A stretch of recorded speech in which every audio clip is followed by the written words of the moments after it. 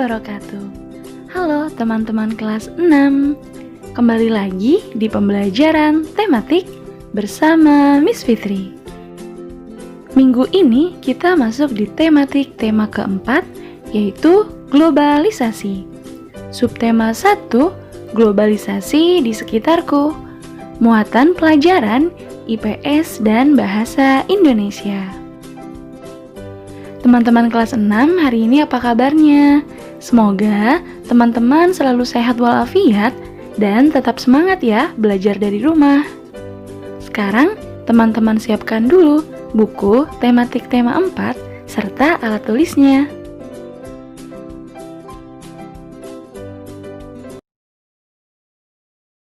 Mari kita awali pembelajaran hari ini dengan membaca basmalah.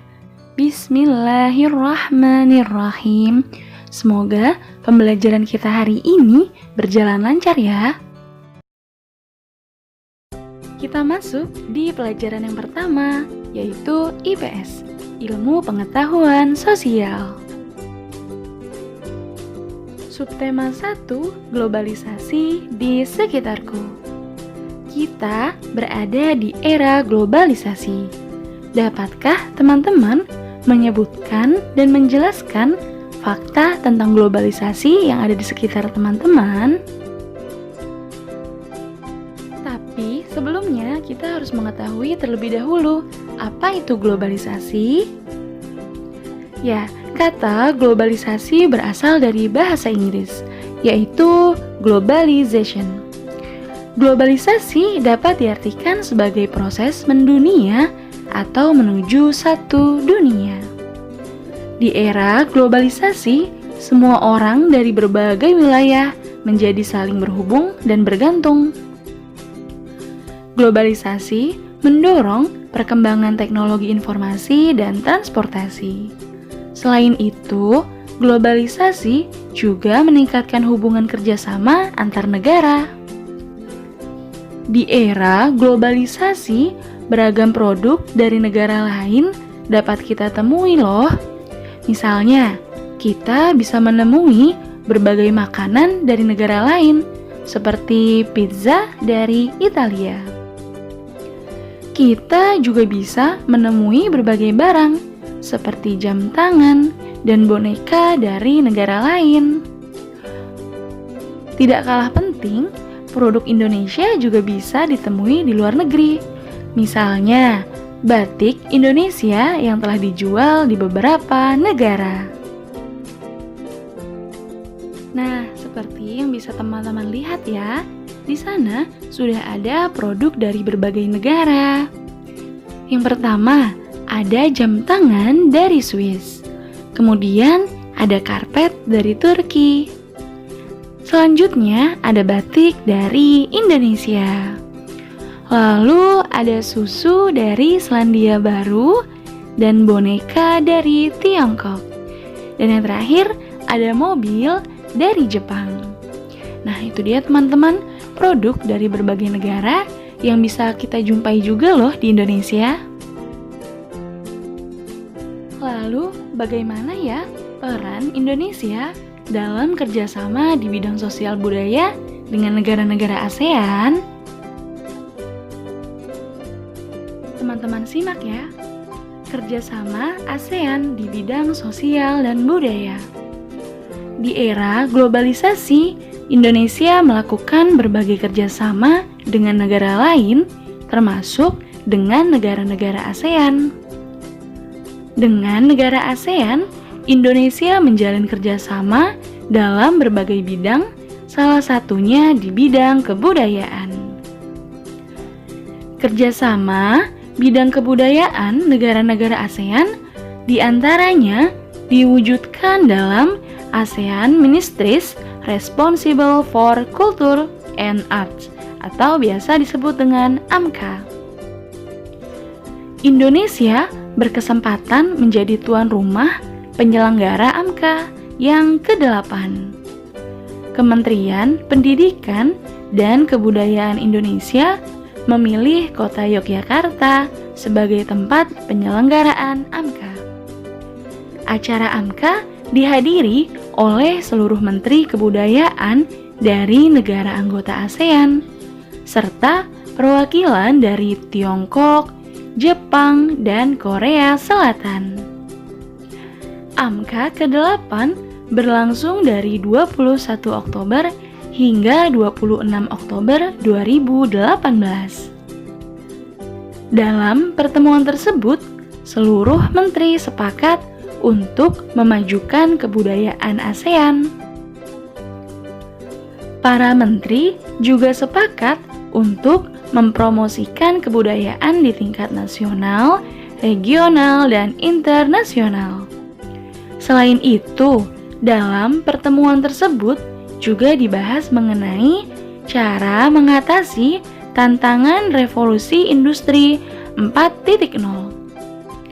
Pada pertemuan tersebut, Yogyakarta juga ditetapkan sebagai kota kebudayaan ASEAN kelima periode 2018 hingga 2020. Tahukah kamu bahwa batik Indonesia sudah mendunia? Ini membuktikan bahwa produk Indonesia juga mampu bersaing di era globalisasi. Sebagai warga negara Indonesia, aku sangat bangga dengan hal tersebut. Sekarang, mari kita cari tahu lebih lanjut tentang bagaimana produk batik bisa mendunia. Batik Indonesia yang mendunia. Pada awalnya, batik hanya diperuntukkan bagi raja, keluarga, serta petinggi keraton lainnya. Seiring berjalannya waktu, batik kini dapat dipakai oleh masyarakat luas. Bahkan, batik telah mendunia. Artinya, orang dari berbagai negara telah mengenal batik sebagai warisan budaya leluhur dari Indonesia. Pada tanggal 2 Oktober 2009, UNESCO menetapkan batik sebagai salah satu warisan budaya dunia dari Indonesia. Berdasarkan sejarah, titik awal pembuatan batik ada di Pulau Jawa. Lama-kelamaan, batik menyebar ke berbagai wilayah Nusantara. Untuk itu, kita bisa menemukan batik di berbagai daerah di Indonesia. Di setiap daerah, kita dapat menemui ragam motif batik yang berbeda. Hal tersebut karena ragam motif batik Indonesia biasanya dibedakan berdasarkan area pembuatannya. Contoh, motif batik yang ada di Indonesia antara lain motif barong dari Bali dan motif cepok dari Yogyakarta. Ada juga motif parang kusumo dari Surakarta dan motif megamendung dari Cirebon. Nah, itu dia teman-teman alasannya mengapa batik Indonesia bisa mendunia. Selanjutnya, manfaat kerjasama ASEAN di bidang kebudayaan bagi Indonesia. Yang pertama, kerjasama di bidang kebudayaannya yaitu membentuk pusat informasi pariwisata ASEAN yang berpusat di Tokyo, Jepang. Kemudian, manfaat bagi Indonesia adalah Indonesia dapat memperkenalkan objek wisata Indonesia. Lalu, kerjasama yang kedua yaitu menyelenggarakan program tahun kunjungan wisata ASEAN atau Visit ASEAN Year. Nah, manfaatnya bagi Indonesia yaitu Indonesia bisa memperkenalkan objek wisata di negara Indonesia. Lalu, kerjasama yang ketiga yaitu mengadakan pertukaran seniman antar negara anggota ASEAN. Nah, manfaatnya bagi Indonesia yaitu Indonesia dapat memperkenalkan seniman Indonesia beserta karya-karyanya. Lalu, kerjasama yang keempat mengadakan pertukaran atau festival kebudayaan, kesenian, dan film. dan manfaat bagi Indonesia, yaitu Indonesia dapat mempererat hubungan dengan negara-negara ASEAN lainnya. Lalu kerjasama yang kelima, pendokumentasian kesenian tradisional di masing-masing negara ASEAN. Nah, tentu saja manfaatnya bagi Indonesia yaitu dapat memperkenalkan kesenian tradisional yang ada di Indonesia. Nah, itu dia teman-teman, manfaat kerjasama ASEAN di bidang kebudayaan.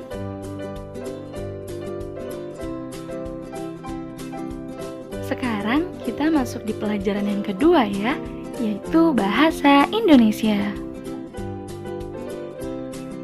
Teman-teman kelas 6, di tematik tema 3, kita sudah pernah belajar tentang teks eksplanasi. Nah, di tema 4 ini kita masih akan membahasnya lebih lanjut ya. Teman-teman, adakah yang masih ingat apa itu teks eksplanasi? Ya, teks yang berisi penjelasan mengenai suatu proses yang berkaitan dengan suatu kejadian atau peristiwa. Lalu, apa tujuan dari teks eksplanasi? Ya, tujuannya adalah memberikan penjelasan secara detail kepada pembaca mengenai proses terjadinya sesuatu. Adakah yang masih ingat ciri-ciri dari teks eksplanasi? Ya, ciri yang pertama, teks eksplanasi berisi informasi berupa fakta. Kemudian yang kedua, teks eksplanasi berisi informasi yang bersifat ilmiah. Dan yang ketiga, tidak mempengaruhi pembaca. Yang keempat, terdiri atas pernyataan umum, urutan sebab akibat, dan interpretasi atau kesimpulan. Kemudian, struktur dari teks eksplanasi. Untuk pernyataan umum, berisi pernyataan umum tentang topik yang akan dijelaskan. Lalu, untuk deretan penjelasnya, berisi penjelasan proses sebab akibat terjadinya suatu peristiwa atau fenomena. Kemudian, pada bagian kesimpulan atau interpretasi, merupakan bagian akhir yang berisi kesimpulan.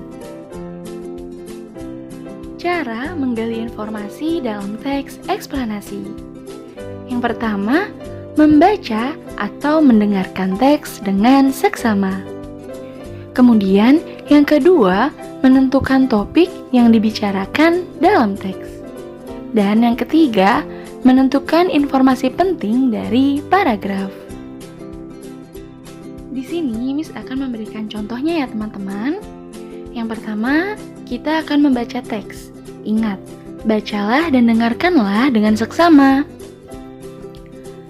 Globalisasi merupakan suatu proses yang menyeluruh atau mendunia di mana setiap orang tidak terikat oleh negara atau batas-batas wilayah. Terjadinya globalisasi disebabkan oleh beberapa faktor.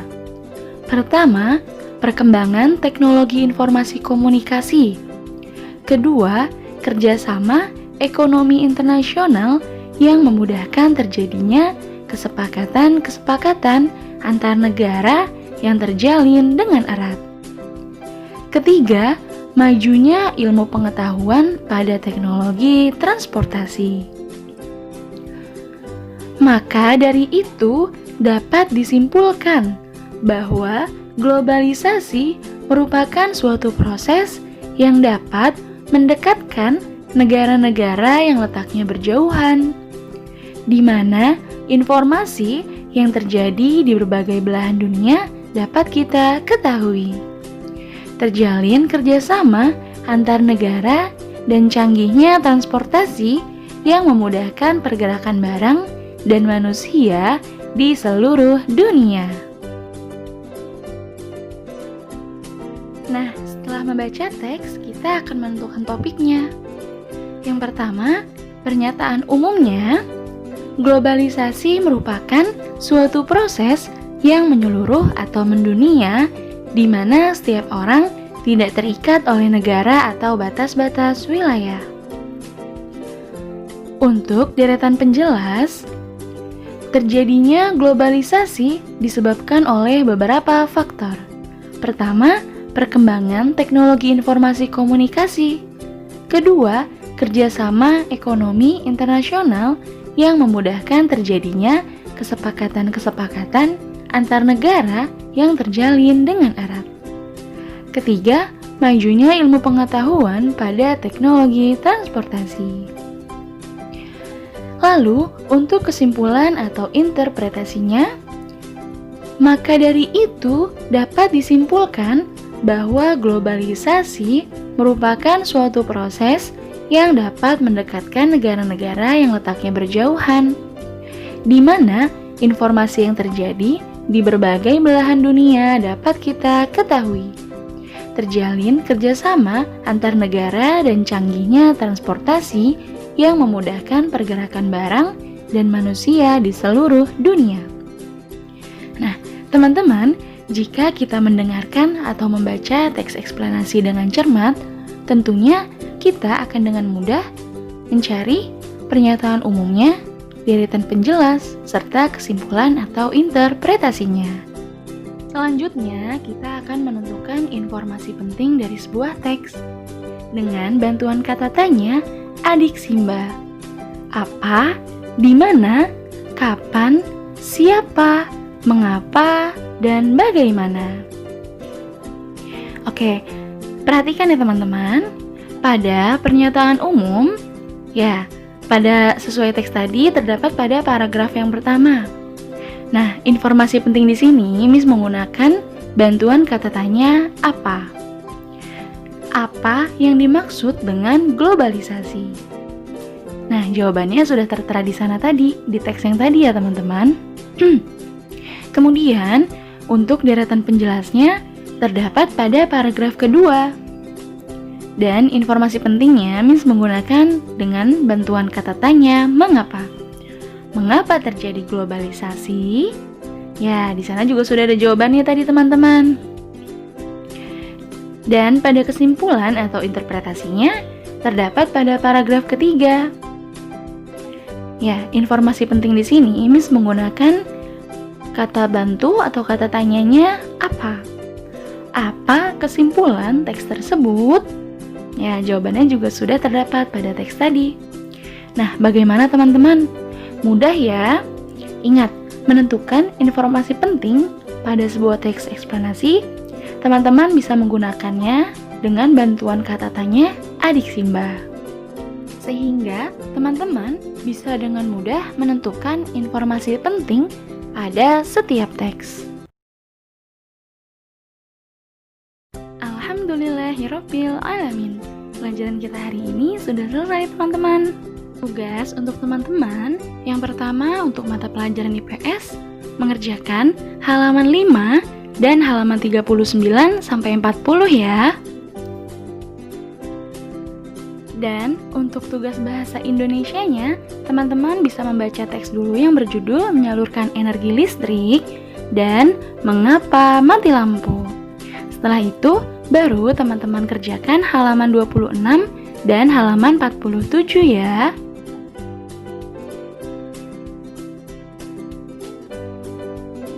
Terima kasih teman-teman kelas 6 sudah menyimak video pembelajaran dari Miss Fitri dengan sangat baik. Jangan lupa tetap semangat untuk belajar meskipun teman-teman masih belajar dari rumah. Terima kasih ya, Miss akhiri. Wassalamualaikum warahmatullahi wabarakatuh.